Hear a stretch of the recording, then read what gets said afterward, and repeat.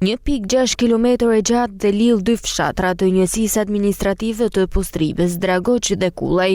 Ky është investimi më i prekshëm për banorët e kësaj zone në Bashkinë Shkodër.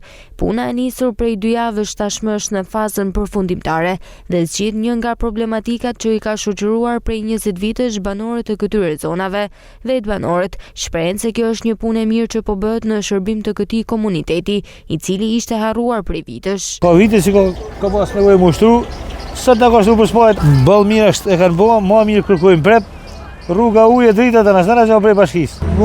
Bashkia Shkodër e të punë për spajt, rrugën për në godisin, kjo vite ka 20 vjetë që ashtru, të shkarë sa ati mi e ba, se atë në tjerëve që i varë nërmen. Kjo rrugë nuk ka prek për 20 vite, edhe mas kërkesa këna ba, ma në fund u hol e drejta, ose se me thonë, u hol edhe firma, që kjo rrugë bëhet, dhe të shtrohet ashtu si që duhet në standardet kryesore të një rrugë tjetë. Nëse kërkesat që kena lonë, bashkia ne shfrytëzon ne, besoj që çdo rini edhe çdo i ri ka me punu në këtë zonë dhe ka me nejë në zonë vetë. Për administratorin e njësisë Postribë Avenir Qela, ky investim ka ardhur si kërkesë e komunitetit, por edhe vëmendje së kryebashkiakut Benet Beci për Postribën. Ka kanë një problematikë tyne shfaqur me vite, një kërkesë që më në fund gjeti zgjidhjen edhe falë mbështetjet të kryetarit bashkisë Benet Beci. Rruga kryesore që lidh fshatin Dragoç me fshatin Kullaj është drejt përfundimit, sot kryen çdo gjatë dhe është 1.6 kilometër, i vjen ndihmë 2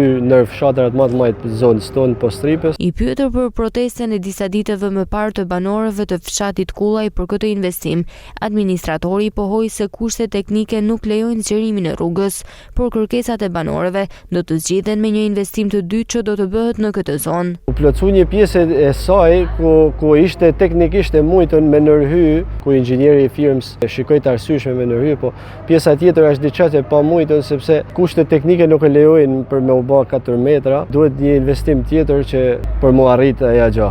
Investimi i kryer në këtë zonë që po bëhet nga Bashkia Shkodër vjen në kuadër të një pakete investimesh për 24 rrugësh rurale dhe në qytet që përfshin riasfaltimin e segmenteve rrugore në disa zona të harruara prej vitesh në të gjithë territorin e Bashkisë Shkodër.